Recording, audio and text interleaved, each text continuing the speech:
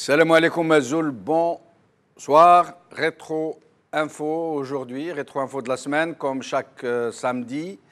Et donc pour en parler, nous avons avec nous ici Nazim Taleb, membre du secrétariat Rachad. Merci d'être avec nous, Nazim. Merci pour l'invitation, c'est toujours un plaisir. Badis Khnissa va arriver dans un petit moment. Et Samir Bellatesh, malheureusement, il semble qu'il soit tombé en panne, donc voilà. Et Nazim, nous allons essayer de parler du mois. Je vais vous le dire avant de lancer des titres. De la menace du ministre de l'Intérieur et des services de sécurité contre des membres des services de sécurité qui s'expriment dans les réseaux sociaux, qui envoient, nous allons voir quelques images tout à l'heure, des photos de leurs armes pour s'identifier et rester anonymes en même temps, des cartes, des uniformes, etc., pour dire que nous sommes avec le peuple. Nous parlerons des élections locales, de la fraude massive annoncée, dans l'indifférence la plus totale.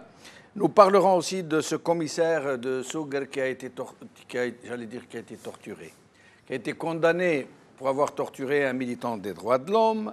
Et si on a le temps, nous parlerons d'Yahya qui semble vouloir apaiser la situation après avoir mis le feu aux poudres et provoqué la flambée de l'euro, la panique dans la société. Donc maintenant, il est en train de dire non, ça se passe bien, l'État ne va pas s'effondrer, etc. Nous allons en parler et nous venons donc de recevoir Badis Khnissa. Merci d'être avec nous. Bonsoir, Zoul. C'est moi qui vous remercie. Merci. Désolé pour ce léger retard. Président, co-fondateur à Club Émergent. Tout à fait. Et membre de Talaya Al-Houriyat. Membre du comité central de Talaya Al-Houriyat. Du comité central de Absolument. Talaya Al-Houriyat. Alors, d'abord les titres. Le matin des aides, le certificat de vie du docteur Medvedev à Bouteflika par Habib Khalil. Algérie Focus. Élections locales. Des candidats islamistes exclus pour appartenance au fils dissous par Massinissa Mansour. Algérie Part. Sougar. Un commissaire condamné par la justice après avoir maltraité un militant des droits de l'homme par Abdou Sammar. Nous allons commencer par voir quelques images de ces membres des services de sécurité qui défient le régime, qui sont en train de dire de façon claire qu'ils sont plutôt du côté de leur peuple contre ce régime qui considère qu'ils sont sans rempart. Même Chadren. Nous allons les voir tout à l'heure. Alors, qu'est-ce que vous pensez de ça, Nazim?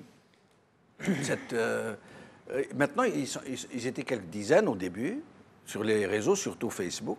Maintenant, ils sont quasiment des centaines ou des milliers, nous dit-on, qui envoient des photos, nous allons voir tout à l'heure, de leurs armes. Enfin, ils s'identifient comme étant des membres de service de sécurité. Il y a même des gens qui envoient des photos de passeports diplomatiques, des pompiers, des gens qui sont dans les appareils de l'État. Moi, ce qui m'a frappé, ce qui me frappe toujours, et ce qui me fait de la peine, c'est que quand je vais en Algérie et qu'il y a des barrages, ça embête les Algériens, c'est tout à fait normal. Vous avez des barrages dans les autoroutes, vous avez des barrages dans les routes nationales, départementales, etc. Des barrages dans les autoroutes? Des barrages dans les autoroutes. Barrages gendarmerie, police, douane. C'est-à-dire vous roulez dans l'autoroute et on vous oblige à vous arrêter. Vous roulez à 120. Eh ben. Je vais en venir au point que vous avez soulevé. Et je me dis, quel gâchis. Quel gâchis. Mettre ces gens-là à longueur de journée sous le soleil, en train d'arrêter cette voiture ou telle voiture, alors qu'on peut les mettre vraiment à contribution, c'est-à-dire vraiment développer tout ce qui est technologie, la surveillance, peut-être pas la télésurveillance, mais en tout cas de protéger le citoyen réellement contre le hacking. On voit quand même que c'est des technologies très avancées, etc. Donc au lieu d'avoir des agents à forte valeur ajoutée qui ont vraiment une technologie en main, on fait des centaines, des dizaines de milliers comme ça dans la rue, sous le soleil, en train de faire des opérations de police dans les rues. Et ça me ramène à ce point. Parce que j'ai discuté, j'ai des amis aussi policiers, gendarmes, etc. Le gendarme ou le policier, il vit la même condition, la même situation de pauvreté que le citoyen lambda. Pourtant, ils sont bien payés. Ils sont bien payés, oui. Bon, un policier, il touche peut-être 38 000, 48 000 dinars. Mais je peux vous jurer, M. Benchenouf, c'est quand vous allez... Moi, je suis allé avec mon père. On a acheté des dates, quelques trucs. On est passé chez l'épicier, c'est 5 000 dinars. En une demi-journée, on n'a pas acheté l'excessif. C'est-à-dire, on a acheté des dates... mais c'est le tiers du SMIC. La salade, 200 dinars. Les dates, 600 dinars. Un truc de rien du tout, c'est au-dessus de 20. Les fruits, c'est même pas la peine. Les gens n'achètent plus de fruits. Je parlais avec le mec qui vendait des fruits et légumes. Les gens n'achètent plus de légumes. Donc, c'est des gens, et ça, c'est juste les besoins de la journée, sans parler du loyer, sans parler de l'électricité.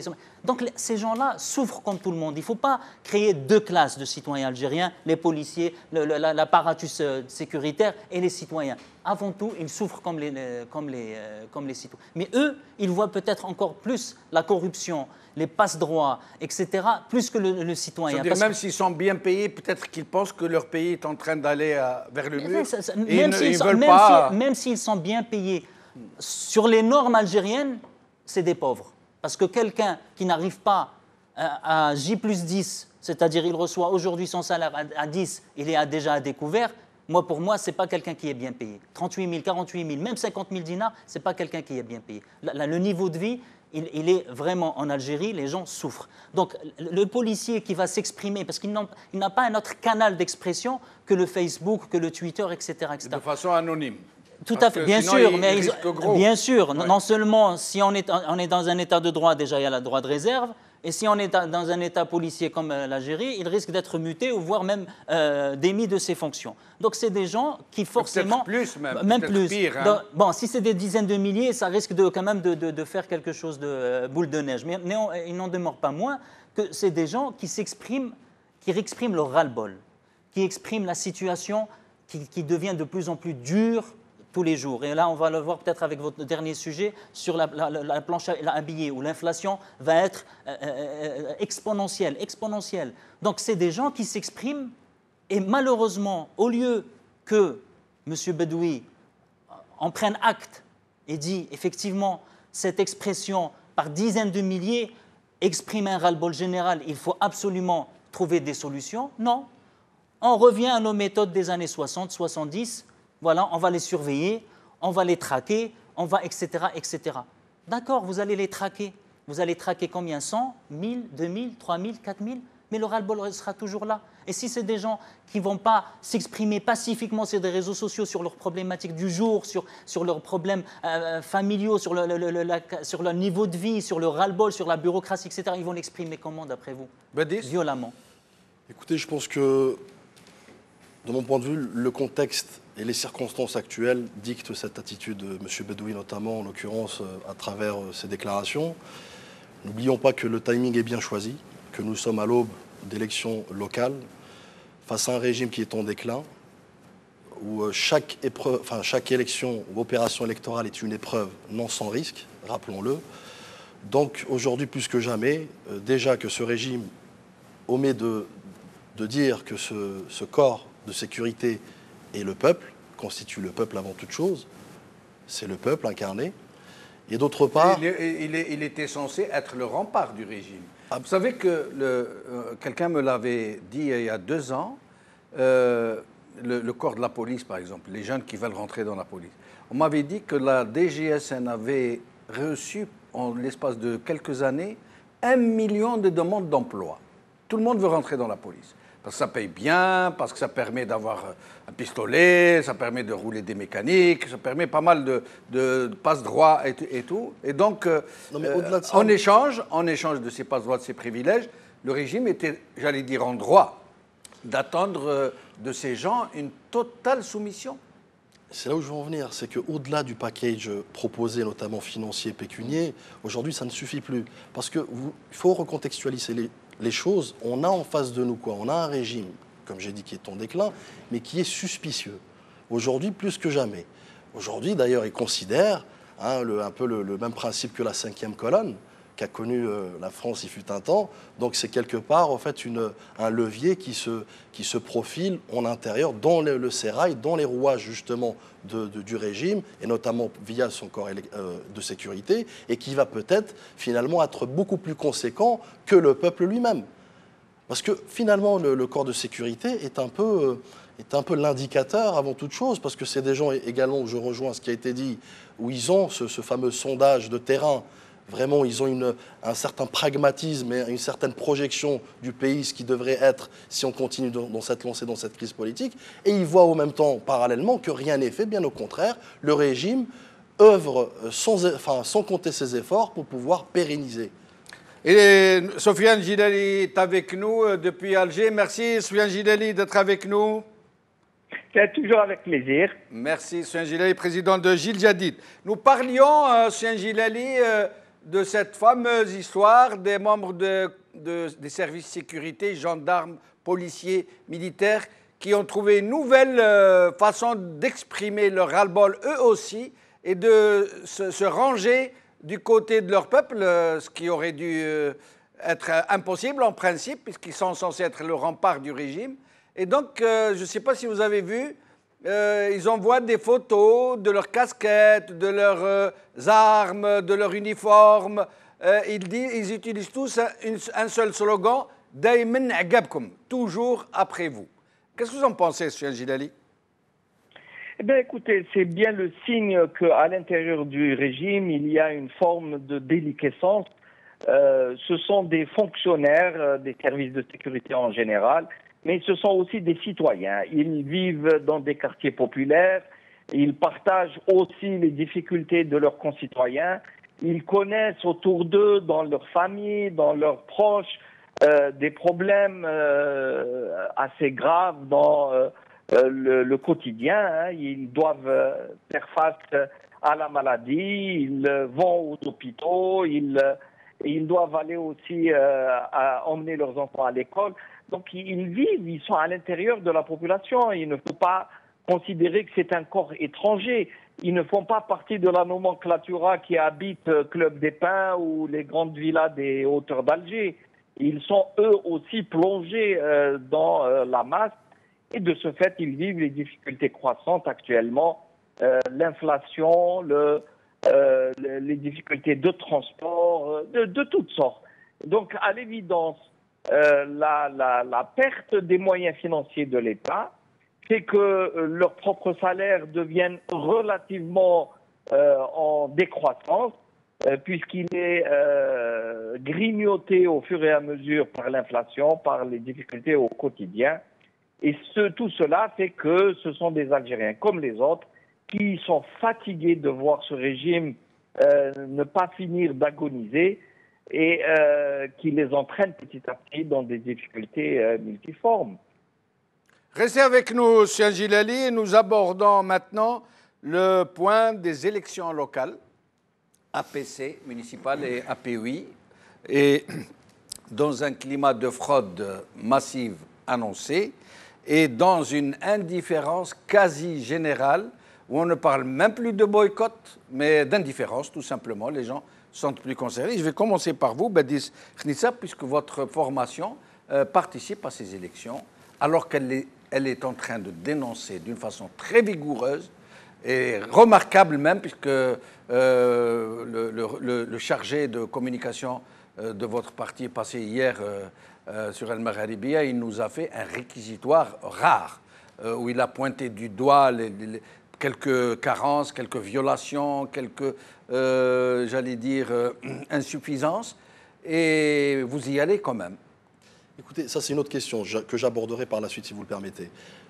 Oui, effectivement, nous avons fait organiser le 11 octobre une conférence de presse justement dans ce sens-là pour étayer davantage avec des détails vraiment sans équivoque ces manquements inquiétants de ce régime, encore une fois, qui est face à une épreuve très dangereuse et très inquiétante pour lui, parce que c'est, comme vous l'avez dit, il n'a pas de garantie.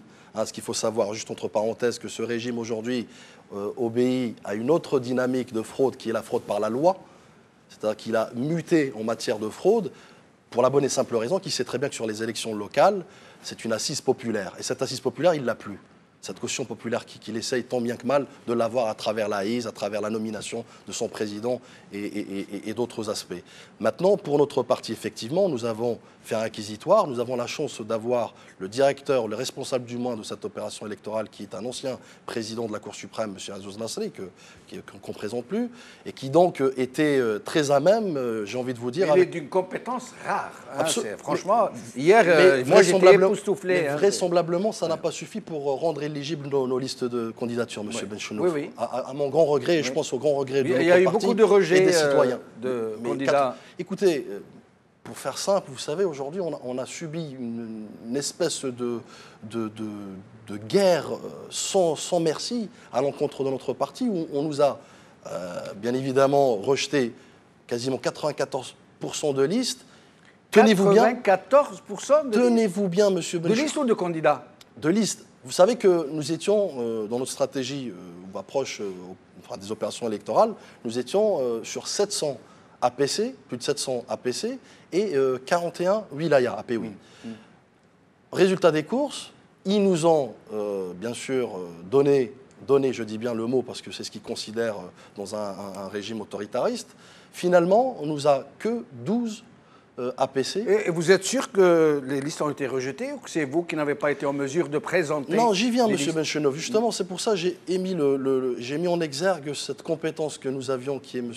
Azouz Nasri, où il a vraiment tenu une approche très réglementaire, mais qui n'a pas suffi. Juste à juste titre, vous savez que les opérations électorales ont été lancées avec 100 réglementations pendant 18 jours, sans cahier des charges. Vous l'imaginez, vous le concevez, M. Benchenouf?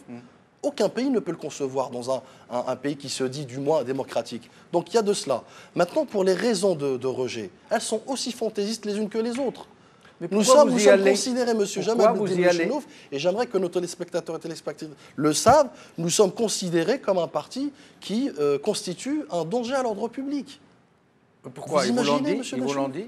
Bien évidemment. Comment ils vous l'ont dit? Écoutez, à travers ne serait-ce que déjà la sémantique de ce régime, à travers les rejets, la manière des rejets. Je prends l'exemple de Blida, M. Benchenouf, très rapidement.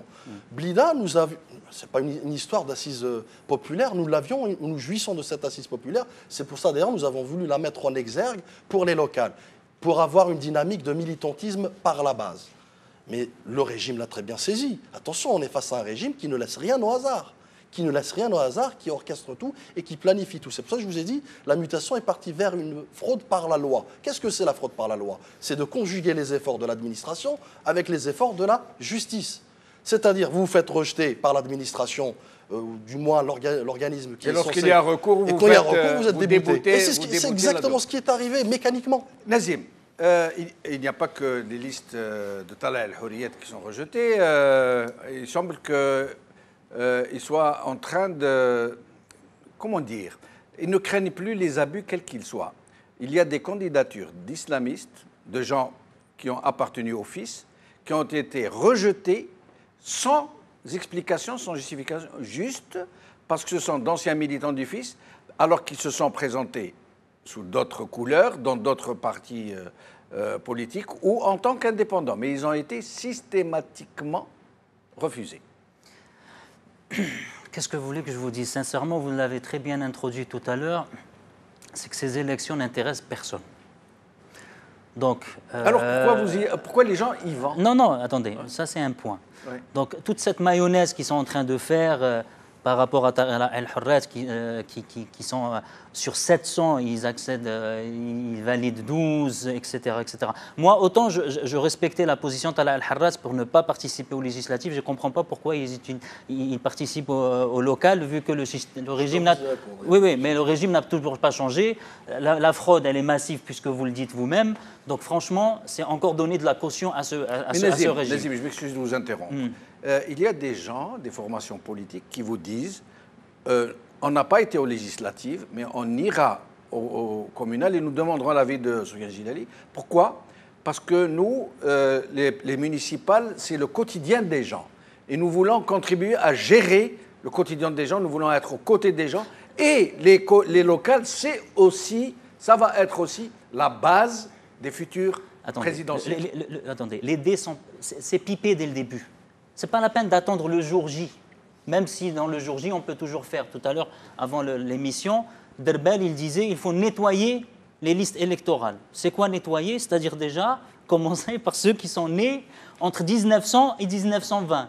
Alors je ne sais pas si vous réalisez, mais on a une longévité. Des gens qui voilà, sont plus on a une longévité plus importante que les Japonais ou les Chinois dans certains où ils vivent 120 ans. C'est des gens qui sont certainement décédés depuis 20 voilà, ans, 30 ans. Donc 1900, c'est quelqu'un qui a déjà aujourd'hui 117 ans. Oui. C'est ça.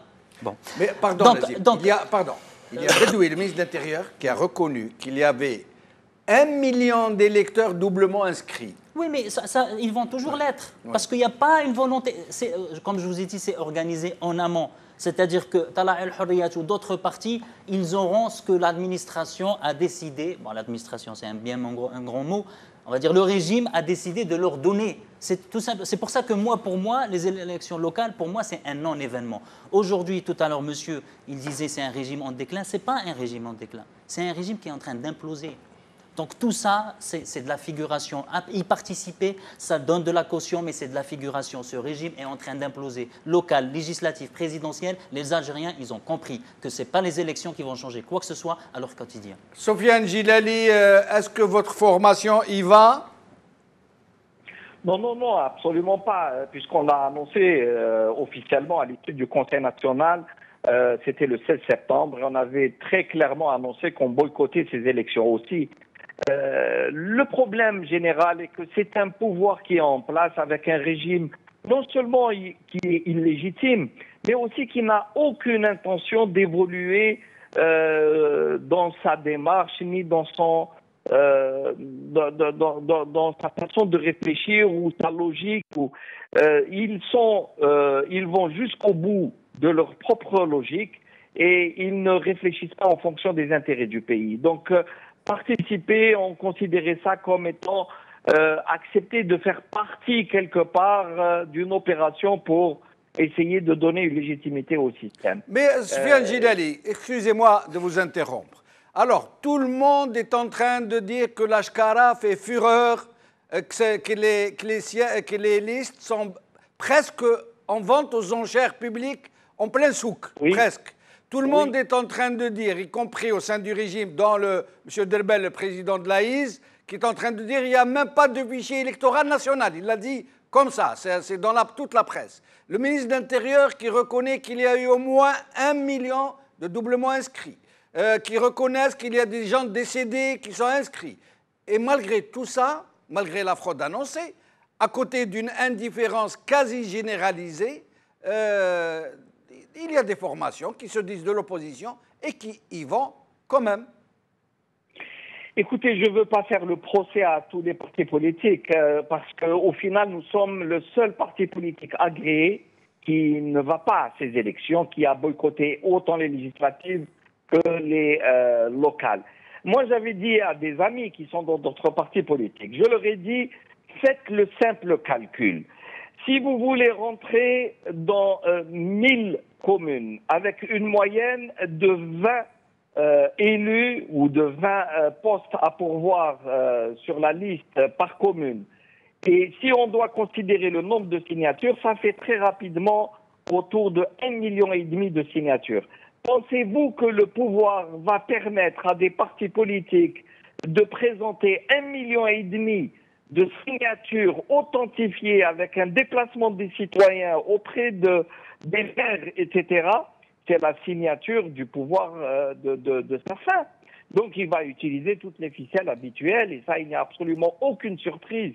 Il rejette les listes, il réclame à ce que les yeux fermés et sur place, vous lui ramenez au moins 10% d'échantillonnage de la liste qui vient de se mettre debout et au choix du magistrat, etc., etc. Donc c'est une impossibilité pratique d'avoir ces signatures. Restez avec nous, Sofiane Gilali. Un commissaire de police à Sougar voulait dire quelque chose, mais très rapidement. Parce que le sujet est clos. Je pense que je suis en déficit en temps de parole, mais c'est pas grave. D'accord. Non, mais juste pour apporter quelques éléments de réponse, je considère que l'opposition, c'est la conjugaison des efforts, de tous les efforts. Nous sommes nullement en fait en train de faire des procès des uns et des autres. Bien au contraire, nous devons justement créer une synergie. Maintenant, pour la participation de Tala el-Hurriyat, Alors, il faut comprendre une chose, c'est que déjà, ça émane d'une décision collégiale, dans un dispositif démocratique, et je pense assez singulier dans les partis politiques en Algérie. Donc nous avons fait parler le comité central qui s'est réuni le 26 août et qui a décidé, à la majorité absolue, d'y aller. Donc déjà, il y a un respect de cette décision, pour laquelle moi, personnellement, j'ai voté contre, mais auquel aujourd'hui, bien évidemment, parce que c'est ma famille politique, pardon, je vais dans ce sens. Maintenant, pourquoi nous continuons? Tout bonnement parce que nous trouvons dans cette campagne électorale une espèce de caisse de résonance que nous n'avons pas en temps normal, M. Benchenouf. Rappelons-le, et vous le savez très bien, faire de l'opposition aujourd'hui est taxé justement de danger public. Vous imaginez. Donc, à travers les médias, nous pourrions justement amplifier, mettre en exergue ces défaillances et ces manquements. Mais il n'y a pas aussi le fait qu'au niveau local, les notables, généralement, les potentats locaux, qui acceptent très bien de boycotter des législatives, peut-être même des présidentielles, parce qu'ils ne sont pas directement concernés. Mais quand il est question de municipal, ça touche leur poche un peu, leurs privilèges. Donc si jamais vous leur dites de ne pas participer, ils pourraient migrer vers d'autres formations. Est-ce que ce ne serait pas plutôt ça qui vous a fait aller aux élections? Pas du tout, M. Benchenouf, je vais vous dire pourquoi. Parce que notre seule et unique feuille de route est l'intérêt du peuple. Donc nous avons vu... C'est la langue de bois, ça. Non, du tout. Je vais vous dire pourquoi. Nous avons vu, justement, en ces élections que c'est justement du militantisme, ce que je disais tout à l'heure, par la base. On a une assise populaire, M. Benchenouf. Pourquoi nous ne l'utilisons pas à bon escient, justement pour pouvoir commencer par la base? Et c'est pourquoi, ce qui explique aujourd'hui pourquoi ce régime innove, j'ai envie de vous dire, seulement dans cela, dans la fraude, mais pas dans le reste, pas dans les réformes. Il innove pour justement faire bloc, faire justement un rempart contre l'évolution de notre parti. Maintenant, le troisième point, pourquoi nous continuons, qui est peut-être à titre personnel. Pour certains détracteurs, M. Benchenouf, et certaines mauvaises langues qui nous ont taxés par le passé à tort et à travers, que nous étions un parti justement du système, du régime. Aujourd'hui, vous avez des preuves sans équivoque que nous sommes finalement un peuple du parti. Nous sommes un peuple justement dit d'opposition véritablement avec une feuille de route qui est pour le rayonnement de l'Algérie et pas plus. Très bien. Alors nous allons passer à l'histoire du commissaire de police de Souguer, près de Tiaret, qui a été condamné pour avoir maltraité un militant des droits de l'homme. Lui dit ne pas avoir été maltraité, mais avoir été torturé, au point où il s'est évanoui, évacué vers l'hôpital, au point où même le médecin qui lui a délivré le certificat médical, quand il a appris qu'il avait été maltraité ou torturé par la police, lui a reproché de ne pas lui avoir dit que c'était la police. Ça veut dire, si vous m'aviez dit que c'était la police, je ne vous aurais pas donné une incapacité de travail, temporaire de travail. Et donc, ce qui est étonnant, c'est que c'est la première fois qu'un commissaire de police est condamné pour acte de torture. C'est inédit. Alors la question est, est-ce que c'est une injonction politique? Parce que nous savons très bien qu'aucun juge en Algérie n'aurait pu se permettre de rendre un tel verdict sans en avoir reçu le feu vert. Nazim.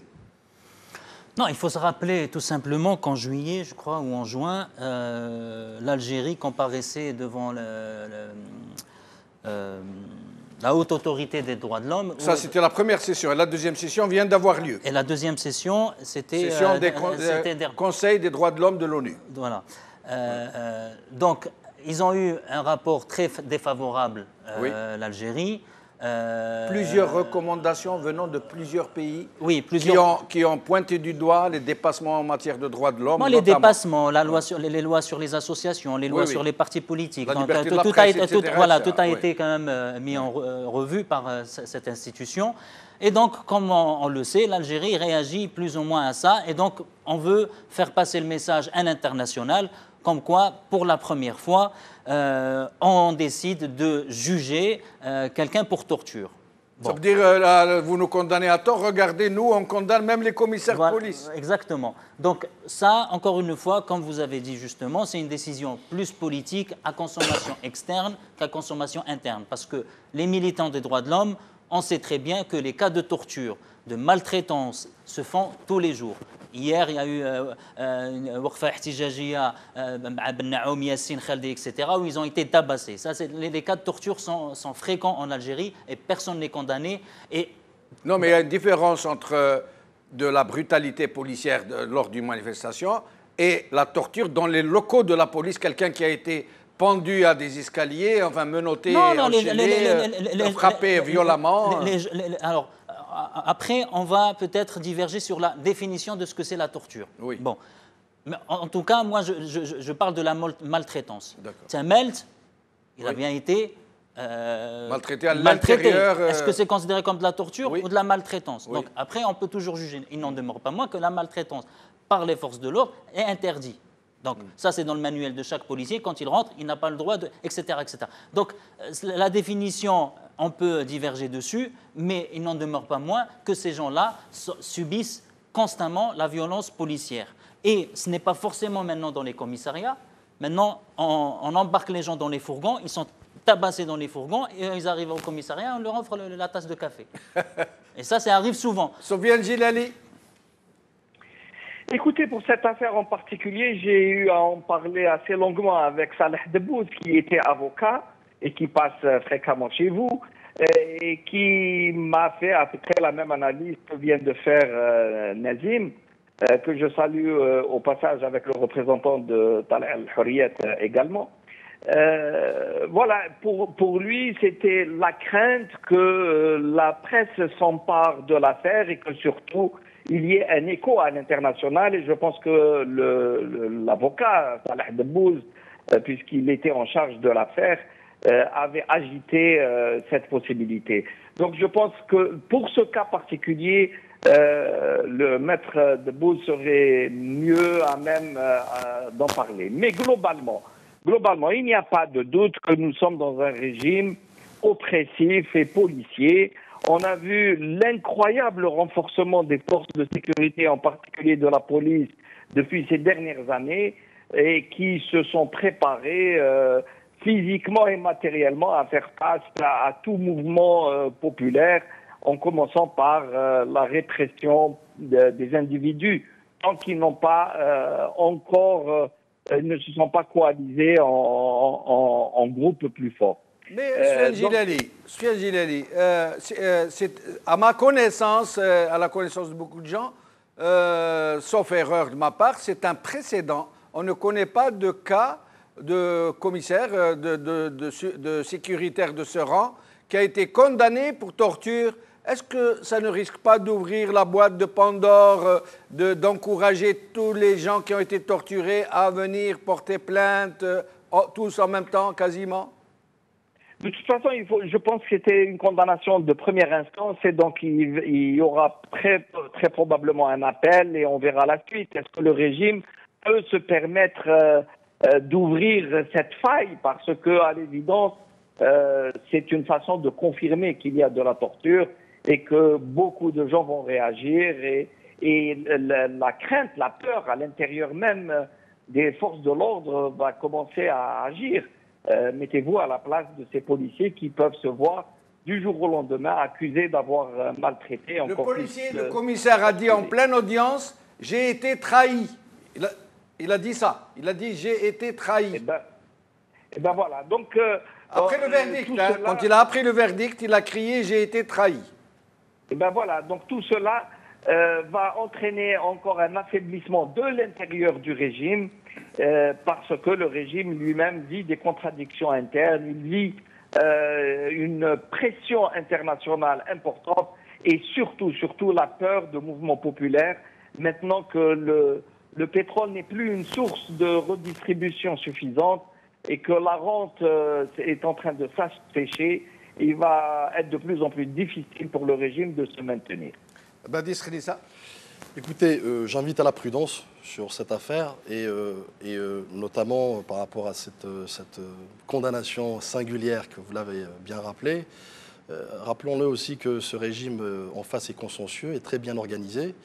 Je ne peux m'empêcher, par voie de conséquent, de faire un parallèle avec le timing, qui est bien choisi. Rappelons-le que cette affaire date du mois de mai. Elle ressurgit aujourd'hui, comme par miracle, et qui plus est surmédiatisée, pour bien évidemment une finalité connue. Et elle a coïncidé avec le Conseil des droits de l'homme de l'ONU. Aussi. Et les recommandations émises contre l'Algérie en matière de droits de l'homme. Alors on peut en déduire deux facteurs qui peuvent expliquer cet agissement. Ce régime aujourd'hui exerce à l'aube d'une opération électorale stratégique hein, la base populaire, cette caution populaire qu'il n'a pas, et qu'il daigne d'avoir tant bien que mal. Donc essaye, si vous voulez, d'exercer ce que je qualifie d'humanisme circonstanciel. C'est-à-dire que voilà, il est à même de comprendre un peu les difficultés, les souffrances des gens qui souffrent justement, qui sentent justement leurs droits fondamentaux sont bafoués. Et d'autre part aussi parce que à l'aube d'une opération électorale, ils sont épiés par l'opinion internationale. Ils sont dans une situation critique dans laquelle ils ont besoin de rassurer, de donner un message de confort, positif.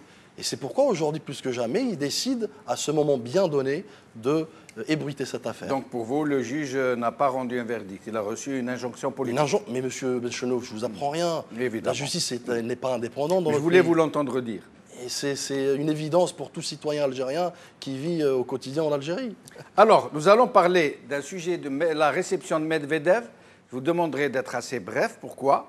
Pour que nous puissions avoir le temps de traiter de l'affaire de Ouihia qui semble vouloir apaiser la situation après avoir mis la panique dans la cambuse. Nazim Taleb, le Medvedev est arrivé, donc il a été reçu par Bouteflika, qu'on n'a pas vu depuis longtemps. Il y a deux images qui ont circulé à la télé.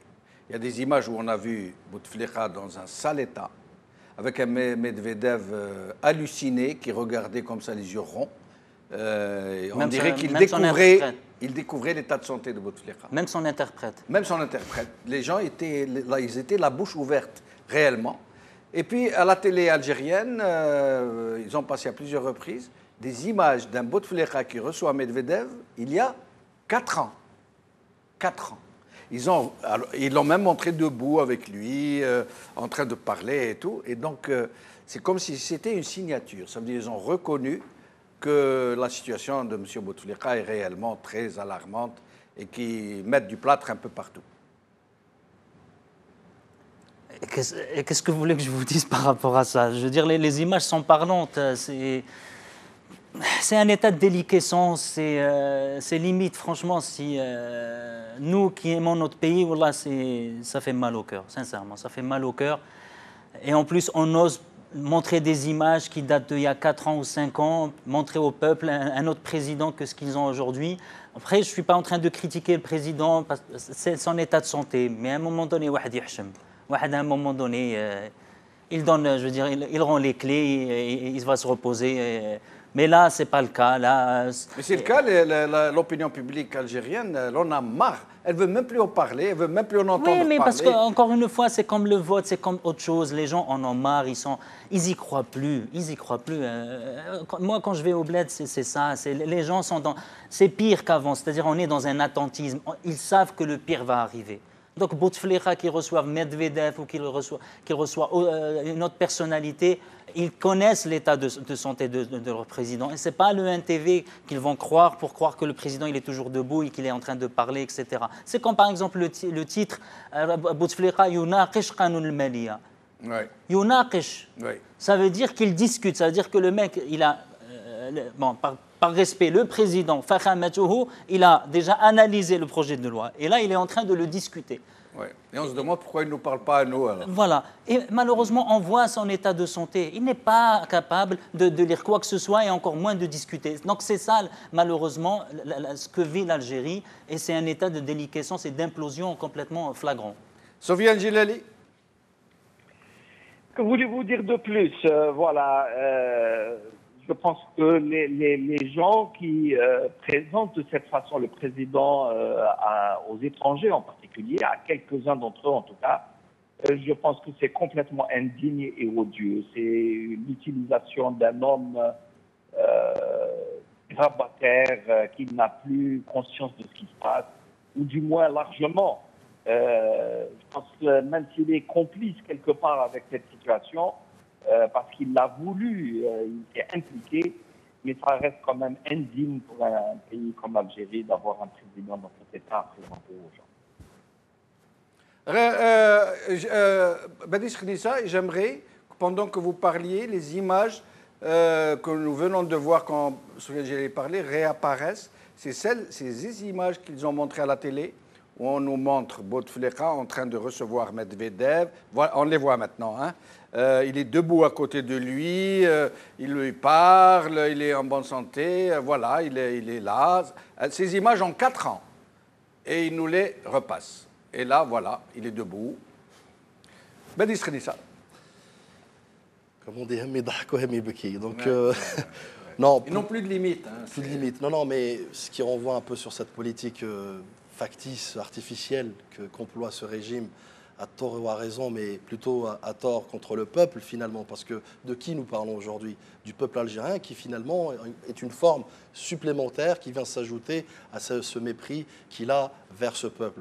Mais en ce qui concerne la visite de Medvedev, bien évidemment, nous sommes des fans de l'ex-URSS, nous sommes encore dans le temps de l'ère Brejnev, que ce soit dans les résultats, que ce soit aussi dans la démarche, la reprise d'images qui date de plusieurs années. Mais encore une fois, on est dans de l'artificiel, dans du superficiel. Moi, je vais vous dire une chose très rapidement. En regardant ces images, et récemment avec d'autres visites, c'est un régime qui, finalement, donne beaucoup plus de valorisation, d'importance à avoir un cautionnement international qu'un cautionnement populaire. Moi, j'aimerais tant. J'aimerais tant vous voyez, M. Benchenouf, aujourd'hui en 2017, en ma qualité de citoyen algérien, j'aimerais bien que mon président adresse la parole aux 40 millions d'Algériens. C'est pourquoi j'ai, juste à titre d'exemple, j'ai lancé en fait une campagne sur Internet, sur les réseaux sociaux, hashtag parle au peuple, Khatib Sha'bak. Il y en a assez, il y en a justement marre de voir ce type attendre.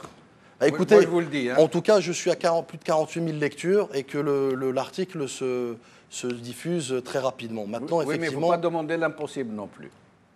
Écoutez, qui tente rien n'a rien, comme on dit. Et comme on dit, quand il y a plus c'est une bonne initiative. Hein. C'est comme ça qu'on ébrèche un petit peu ce gouvernement. Mais même si vous arrivez à 40 000 lectures, c'est qu'il est dans l'incapacité de le faire. Il est dans l'incapacité de le faire. Vous savez, son état de santé n'est pas perspicace et tenace.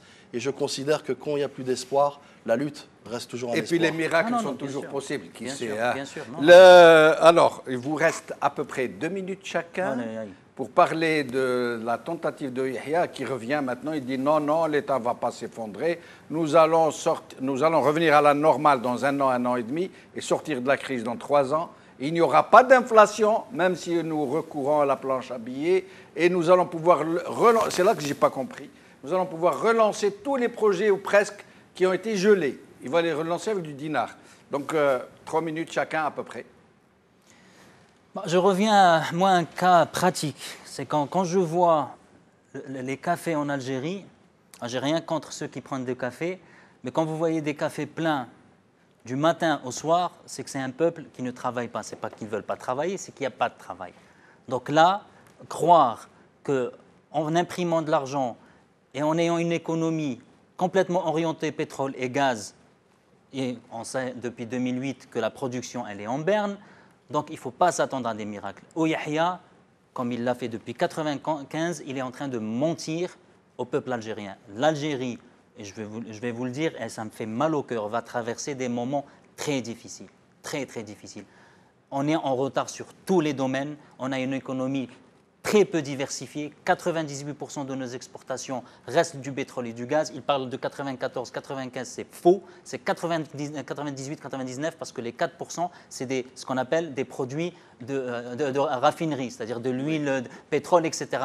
Des minerais, voilà, exactement. Le reste, c'est 200 millions de produits alimentaires, principalement des dattes. Donc, il ne faut pas chercher midi à 14h. L'Algérie va traverser des moments très difficiles. Yahya, il a beau dire ce qu'il veut.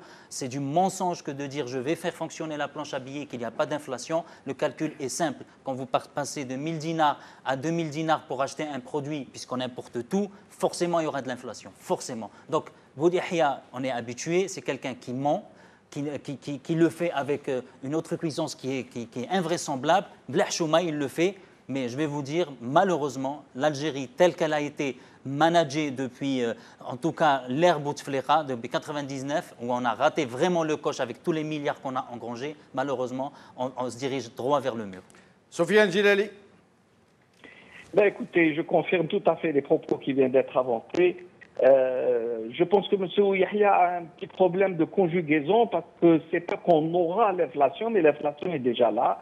Je rappelle que le dinar au taux officiel a déjà perdu au moins 20% de sa valeur ces derniers mois. Il s'échange autour de 135 dinars alors qu'il était à peine à 100 dinars il y a quelques mois.